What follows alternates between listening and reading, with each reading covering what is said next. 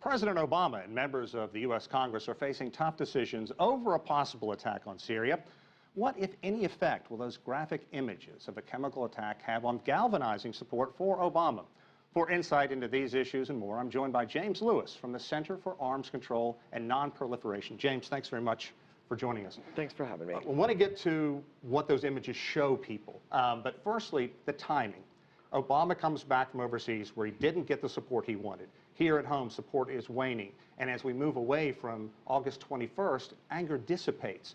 Are these images being floated out there to remind people how horrific it is and drum up support? Yes, definitely. These images show the American people and the world why it is so important that we have this norm against the use of chemical weapons globally, that they are indiscriminate killers of men, women, and children. They're not going to be targeting military installations. They're going to target military and civilian indiscriminately. And the process of dying from sarin poisoning is not an enjoyable experience. So, this is an opportunity for the president and the administration to remind the American people, showing them the images of children and women dying in Syria. Not to sound cynical, but could these images have been, we know members of Congress saw them, but could this tape have been floated out there to drum up support for a military attack? I don't know that I would want to speculate particularly on the administration's goals, but I do think it could be seen that way, and someone who wanted to see it that way would not be wrong in seeing it that way. You've looked at those images, as tough as they are to see.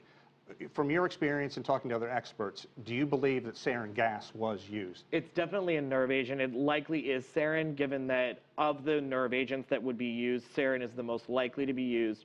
It is something that we know the Syrian government does possess, and the way that the weapon was disseminated with the rockets is likely something designed to disseminate sarin particularly. Yeah, we're seeing some images now. It's just so hard to look at. What does this tell the world? Does it prepare them or build support to go after strategic targets, or is there a better solution than launching an airstrike? I think what it does to the world is remind the world why we've had a century of saying that these weapons are unacceptable to be used.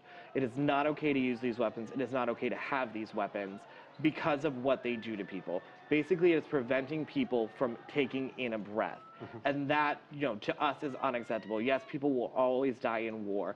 But I mean, at the end of the day, what this reminds us is that there's a larger problem, an ongoing civil war in Syria that's been going on for 2 years, and that there is not really a tactical one-strike military solution to it. We are going to have to look at all the parties involved in both sides of this issue and come up with a diplomatically negotiated solution. It's the only way we're going to get out of this. Your organization is not taking a stand on this, but what concerns do you have that any kind of attack, whether it be cruise missiles, whether it be stealth fighters or bombers going in there, could this backfire and involve the whole region? Well, that's certainly the case. There's also the case of what does this mean for the civil war that has ended in Lebanon? Would this trigger that? Will Iran get involved?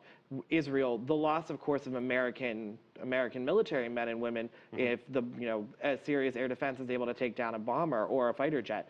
Additionally, there's just an enormous cost. Right. And will the U.S. be drug into this war? Launching cruise missiles, while we're not directly putting servicemen and women's lives at risk, it's extremely expensive. We've got a budget austerity in the United States right now.